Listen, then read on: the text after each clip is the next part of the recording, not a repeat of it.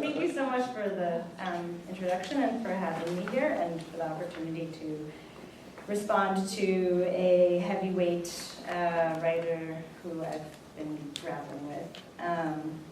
Edmond Jabes is an Egyptian Jew who was exiled during the Suez Crisis to Paris, and he's kind of the model of what I think a Jew is, and I feel like I'm coming out as a Jew here to you tonight that I've chosen him. And I feel very guilty about doing it, don't I?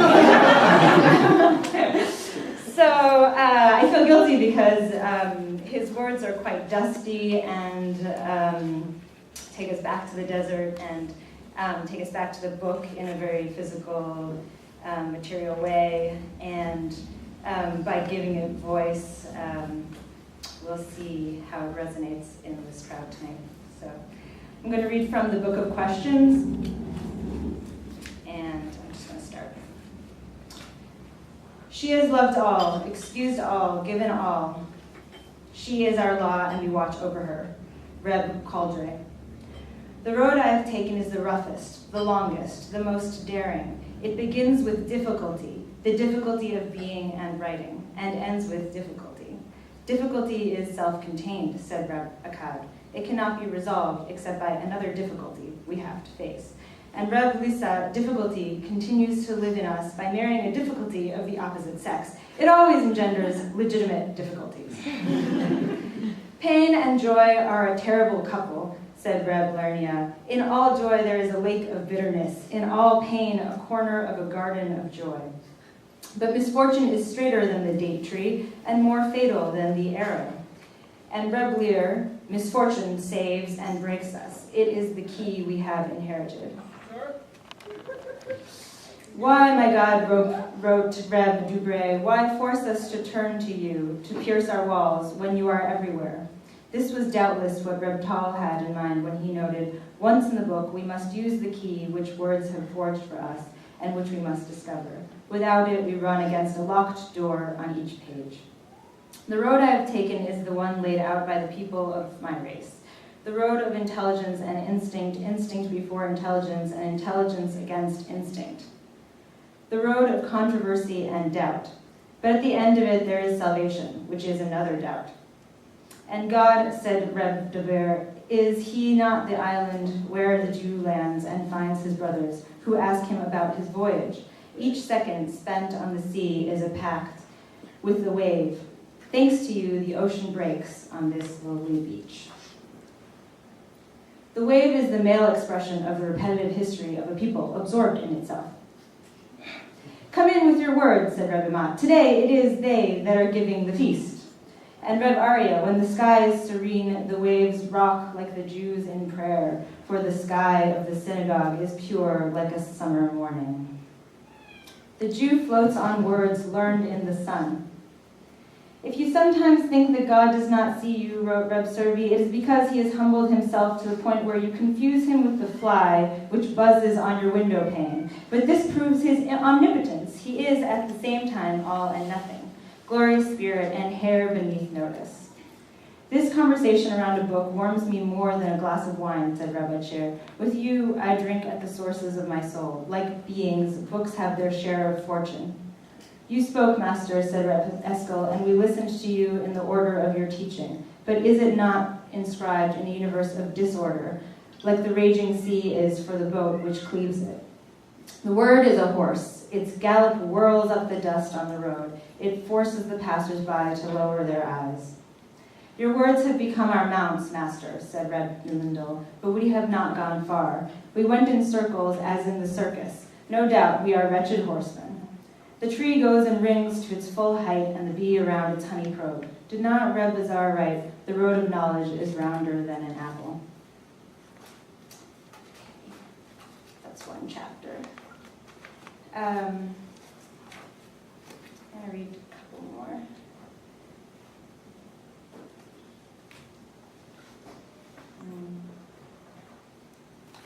Okay, I'll read the short one. The Jew answers every question with another question. Reb Lemma. My name is a question. It is also my freedom, within my tendency to question. Reb Eglal. Our hope is for knowledge, said Reb Mendel, but not all his disciplines were of this opinion. We first have to agree on the sense you give to the word knowledge, said the oldest of them. Knowledge means questioning, answered Reb Mendel.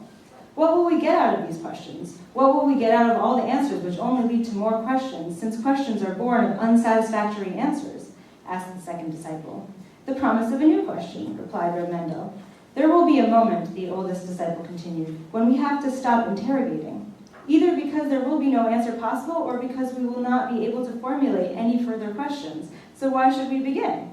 You see, said Reb Mendel, at the end of an argument, there is always a decisive question unsettled. Questioning means taking the road to despair, continued the second disciple. We will never know what we are trying to learn. True knowledge is daily awareness that, in the end, one learns nothing. The nothing is also knowledge, being the reverse of the all, as the air is the reverse of the wing.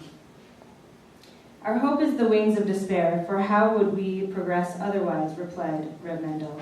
Intelligence, said the third disciple, is more dangerous than the heart, which relies only on its own beat. Who among us can assert that he is right? Only the hope to be right is real. Truth is the void, replied Reb Mendel.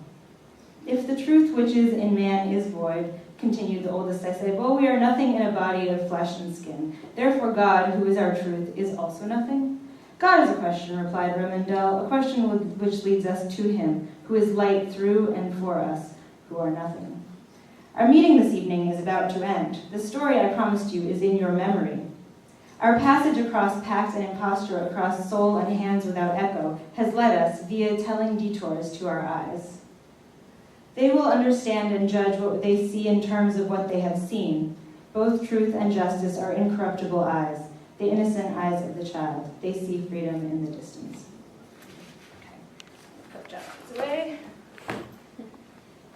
So, the reason that I welcome that opportunity is because I feel like there are, like in the Eminem song, many voices in my head, and I decided that I would play with the idea of the rabbi and the rebs, all the rebs who enter Jabes' text, and have a little bit of a conversation with some other people that I'm under the influence of. So I'll just read my questions and then begin moving. Where is home and how do we get there? How do we live together? How do we live one on top of the other? How do we live ever on the threshold? In all the rest I found a tutor, in you I found a coach. I found a softball. It gives in the fingers before the space surrounding it becomes contingent. Only one hand exists at a time, the pitching hand. Where is the point at any time? My worst throw set my best friend up for a grand slam. We're a good team and not the same one. Red Bacon. If the mountain does not come to Muhammad, Muhammad must go to the mountain. The mountain counseled Muhammad, and Muhammad's feet carried him boldly. The onlookers were Reb Chekhov's circle, Von Rebick, uncomfortable, Rebbe, over-exuberant, Rabovich, lynx-like. Reb Ludwig? No way to capture the flashing of an aspect, but an expression, his dizzying carousel of names on horseback, sounds on voices. Look, there goes a rabbit. In pain, the thought like a hawk descends upon the bunny's viscera, hidden just now from Poseidon, and exposed to the mouth of the smooth-flowing, this Odysseus on a tight-bound raft, veiled and unveiled to ocean, then river. You will be a paragraph in my memoir. You will be the best paragraph in my memoir. My memoir will only be one long paragraph, and it will start with you. You will look at me and stare insolently. You will stare at me bravely. You will stare at me and make me feel uncomfortable, and I will move on from here. Then you will say, your stare is a question.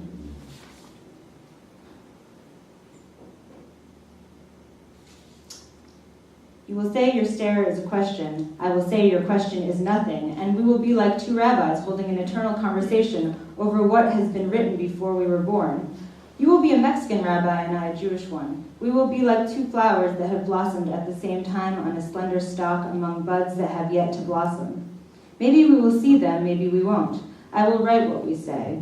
On the appropriate days, in accordance with the Fibonacci sequence, we will grow outward. What Reb Wistinq? Who sets the stage for others to speak? Those self-absorbed to come forth like Venus, saying a few words, followed by a sigh. That sign of I, so faced with world that owns the rest, if only we could see. Reb Andre? Face and relax inside it. The nose, a chaise longue. The brow, an umbrella. The eyelashes, thread and needles. A needle in the desert. The eyes, two cooling cisterns. Or lakes. The mouth, a cave for snakes. Reb Barcel? C'est la vie, Rose. C'est la vie. We will take as much space as we have, and we will always find more with each passing day. We will discover new dimensions in which to grow. We will fill those spaces with smoke from the eternal flame as it devours the earth. When we are finished inhaling, all that will be left of us is ash. All that is left of us is ash, and it is these words. Is what I am doing now waiting, or is it writing? It is but the difference of a letter. If I am writing to you, or waiting for you to write, I am not getting closer to you, or is it only in the first instance whereby I express my wanting? It is only thus that you will know that I have been waiting for you and will understand when you arrive, will have arrived. This is the intimacy that remains, that this is what is willfully open, willfully afraid to begin, to be pinned as a breast under a head rising and falling. In this inability to dream, the room with the window that wouldn't close and the cold weather led to a fully satisfying climax. The conversation played out in its many voices like Peter and the wolf upon traps, as soon landed as triggered, as soon triggered as collected, like clockwork. And I was walking outside of my grandmother's nursing home, and there were two Jewish men, and one said to the other, "Damn, it's cold. I don't know if there's any other way to get warm except for to get sick."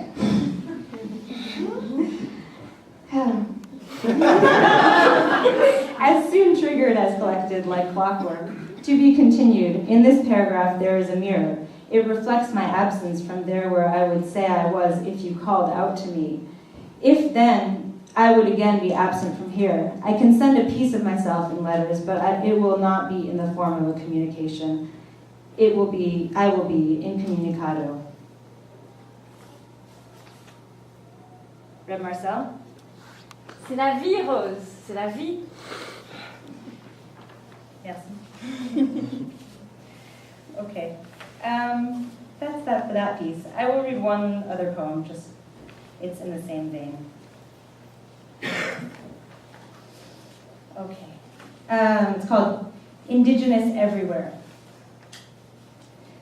Indigenous everywhere, especially in one's hair. At my memorial, I hadn't yet died. Words like fibers tie and bind.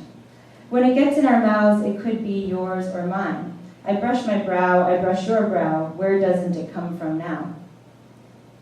Do these fibers ever expire? Their meaning gets lost between teeth and tongue. At my memorial, no one is really there for me. They stumbled there from the desert shore, empty of memory, saponaciously, like soap. They froth at the mouth, I make surface slippery, plagued with dates to which all else was late. The sun creeps in the opposite window, unexpected in high contrast to the definition of the sun. Shade, sitting vigil with this counsel, weave your dream. It is half your life. If every day we lose half a life, our symptom is an asymptote. To get in line, tune it like a fork. The smallest ear is the one who hears death-defying chirps, one's making and unmaking, masking and mask, creator and creature. Thank you.